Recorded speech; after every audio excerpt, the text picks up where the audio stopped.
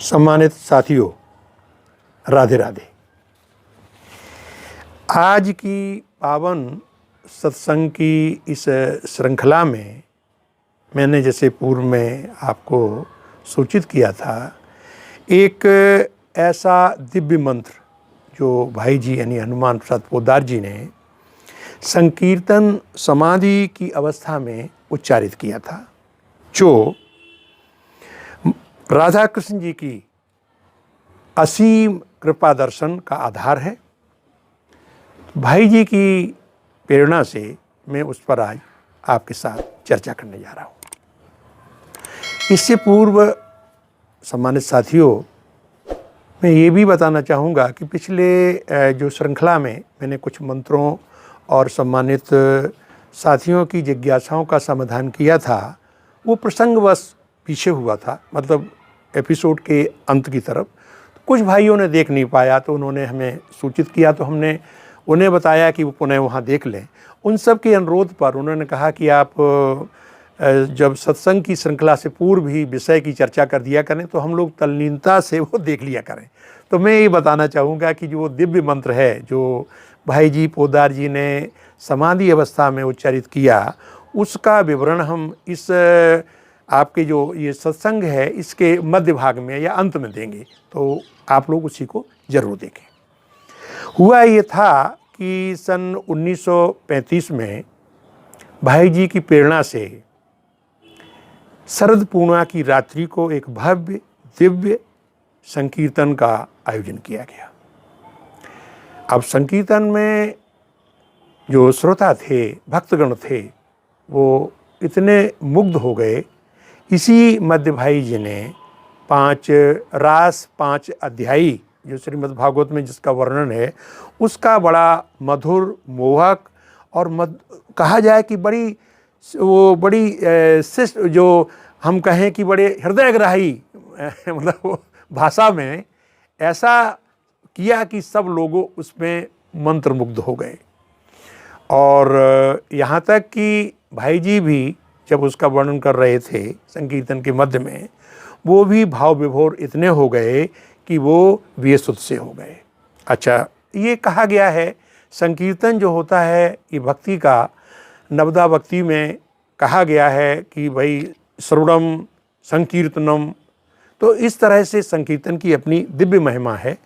और भाई जी चूँकि परम संत हैं, इसलिए तो संकीर्तन में वो सन्निकट रहते हैं, उसमें समाधिस्थ रहते हैं। मानस में गोस्वामी जी ने भी कहा है कि जब ये संकीर्तन होता है तो मम गुण गावत पुलक शरीरा ओ गद गद गिरा नयन बहनीरा। इस तरह की अवस्था हो जाती है गदगद होने पर। वही भाई जी के वही अवस्था भाई जी की हुई और श्रोताओं की हुई। भगवान ऐसे ही लोगों को बहुत पसंद करते हैं जो इस तरह की भावावृत्ति में चले जाते हैं। मानस में कहा गया है, भगवान ने खुद कहा है सुंदरकांड में कि अस सज्जन मम उर्वस कैसे लोभी हृदय बसय धन जैसे। तो इस जो भावान्वेद या कहें हम कि जो रसों की समाधि में जब भाई जी चले गए तो कीर्तन तब भी चलता रहा। इसके बाद सहसा भाई जी फिर खड़े हुए और भाई जी ने अपनी भावनाओं में आकर के, भावावेश में या कहें भक्ति की प्रखरता में आकर कहना प्रारंभ किया कि देखिए श्री राधा रानी और भगवान कृष्ण रास से चले गए हैं, गोपियाँ विलाप कर रही हैं, दुखी हो रही हैं, उनको अपने मध्य न पा करके। इसी मध्य भाई जी ने जो श्रीमद् भागवत में गोपी गीत है उसका बड़ा करुण भाषा में विवरण करना शुरू कर दिया।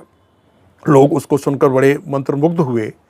इसी मध्य भाई जी ने फिर सहसा शुरू कर दिया कि श्री राधा जी और भगवान कृष्ण पुनः रास में आ गए हैं, भाई दर्शन कर लो, जिनको दर्शन करना है दर्शन कर लो। और इस तरह से भाई जी अचेत अवस्था में आकर के नीचे बैठ गए, जैसे हम लोग लेट जाते इस तरह से लेट गए। अब वो भाई जी की ये अवस्था जो है होती रहती है और जो उनका राधा माधव चिंतन के लिए जो उनका ग्रंथ है, उस ग्रंथ में भी उन्होंने इसकी जिक्र किया है कि जो देखा है उन्होंने आँखों से, तो उसका वर्णन किया उन्होंने कि भाग्यवती जिन आँखों ने वह देखी रूप छटा अनुपम, वो तृप्त हो गई नहीं बता सकती वर्णन में है अक्षम। ये पद रत्नाकर में है इसका विवरण। तो ये मनोदशा भाई जी ने किया है कि जो दर्शन कर लिया उसको हम कैसे वर्णन करें।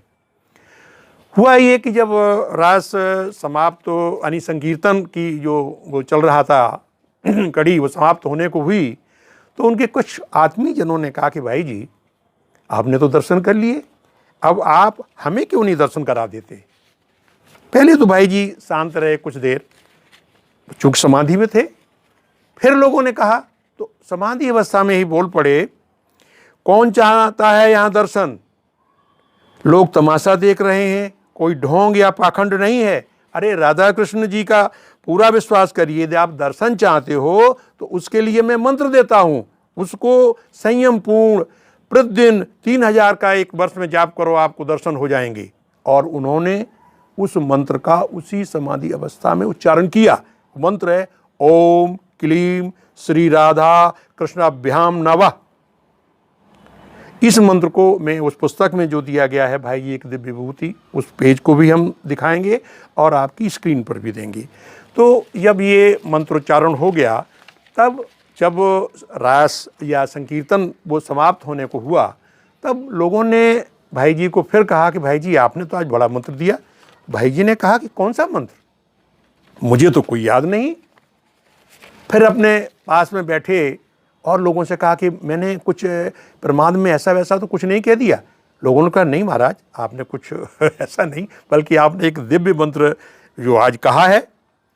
भाई जी की एक धारणा है, जैसे मैंने भी पहले कहा कि वो लिखवाता और करवाता वही है, वही मनोदशा उन्होंने यही रत्न पद्म उसमें पद रत्नाकर में लिखा है, तुमने जो कहलाया मुझसे वही कहा मैंने अविकल, तुमको क्या करवाया मुझे वही मैंने किया निश्चल। यानी जो कुछ परमात्मा कराता है या कहता है, मैं उसी का एक भाव में आकर के एक वाहक बन करके आपके सामने कह देता हूँ। खैर बात उस समय जो लोग वहाँ उपस्थित थे उन्होंने सुनी। इसके बाद मेरी एक बार इसी प्रसंग पर राधा बाबा जी से बात हुई। उन्होंने बताया कि गीता वाटिका में एक सज्जन रहते थे जिन्हें लोग नंद बाबा कहा करते थे। लोग चढ़ाते थे कि आप नंद बाबा हैं, आपने भगवान कृष्ण को देखा है क्या। एक दिन ऐसा व्यंग में भाई जी ने भी कह दिया कि भाई नंद बाबा जी आपको सांवले मिले क्या। वो चुप रहे, उनको शायद कुछ लगा होगा।